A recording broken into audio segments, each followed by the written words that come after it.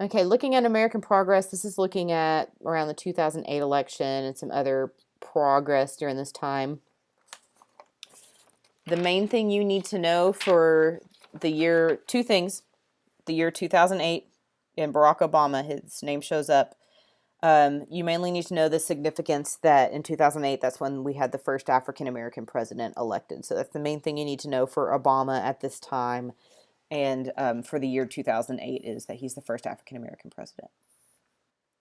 Women that made a lot of contribution during this time that you may see: Hillary Clinton. She was, of course, the first lady when Bill Clinton was president. She was first lady from 93 to 2001.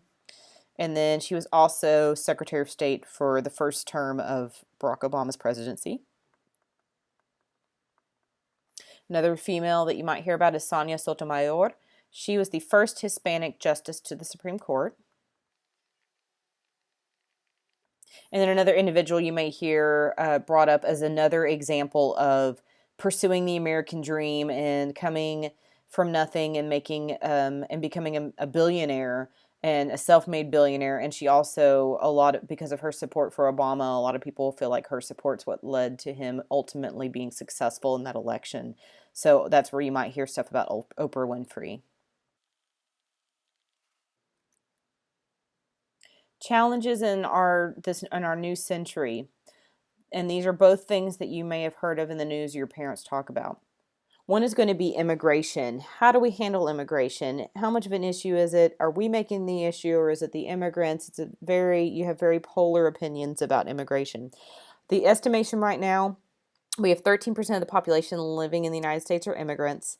A lot of people estimate that 15 million people that live in the United States right now are illegal aliens. They do not count in our census. So when we see numbers like we have roughly 330 million Americans, that does not count the 15 million illegal immigrants.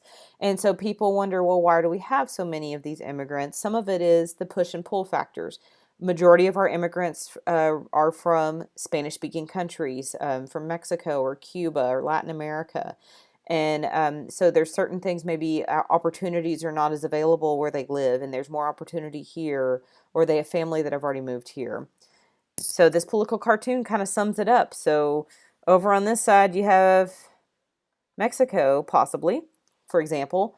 And then we're saying with our fence and our sign to keep out, but then once they get over to the other side, they can get stuff to drink. Their kids can go to school for free, especially if an immigrant's child is born in the United States, they become an American citizen. So they get a free education. They can get jobs. Usually, they get the jobs that most people don't want. A lot of time, they can get free health care, or they can get if they can't pay for it, maybe it could get taken care of. So we have all of these incentives that pull people over to the United States. And so but yet we're still trying to keep people out. So there is still this controversy of, well, what do we do about the immigrant population? Do we all of a sudden say that they're all legal now? What do we do? Do we try to send them back to the country they came from? So this is a big hot topic button with politics and in this society.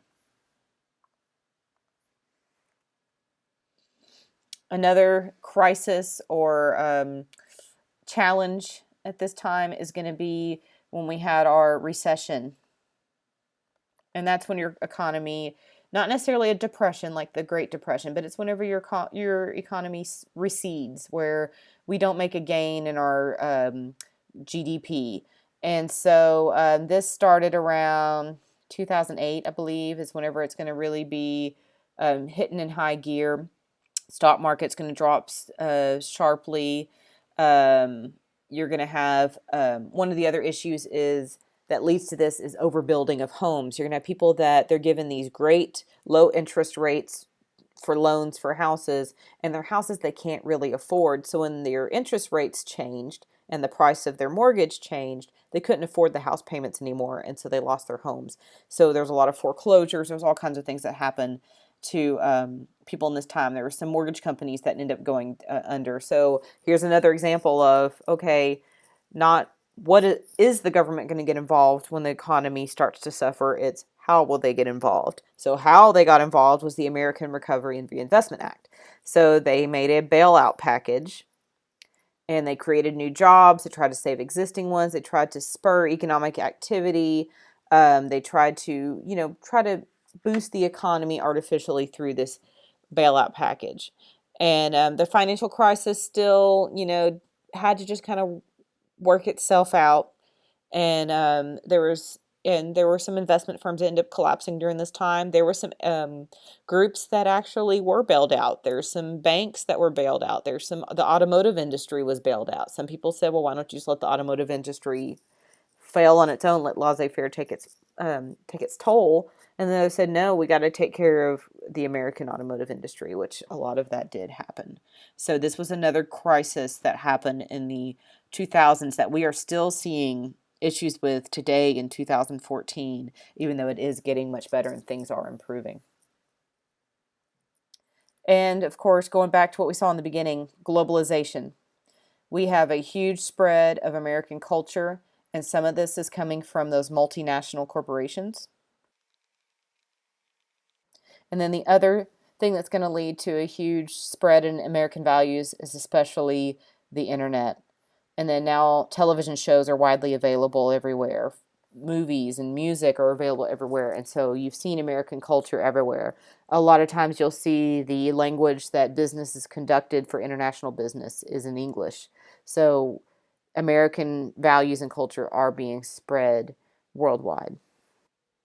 So let's look and see how this era might be assessed. So here's a question from the released EOC. Our question, which headline describes an event that resulted from the terrorist attacks on September 11th, 2001? So we're looking for a headline that describes, it's going to accurately describe what happened September 11th, 2001. Okay, and we're looking for what resulted from this terrorist attack. So I'm thinking, what happened after the terrorist attack? Well, we had increased security, and especially in airports, things like that. We also invaded Afghanistan. Those are the two big things that happened after the terrorist attacks. So let's look at our answer choices. F, Israeli-Palestinian negotiations resume. No, this was not correct. That's not what happened with September 11th. G, debt crisis shakes European Union. This isn't from 2001. This actually happens later. Russia increases petroleum exports. We have not, even though Russia has a lot of petroleum, we have not talked about Russia and petroleum, so incorrect. Troops deployed to Afghanistan. Well, when I was thinking through my question, that's what I wrote down. Correct answer being J, troops deployed to Afghanistan. I hope these videos have helped you with reviewing some of your material for your U.S. History EOC. Hopefully I can make some more videos to go over how to answer certain types of questions that should help.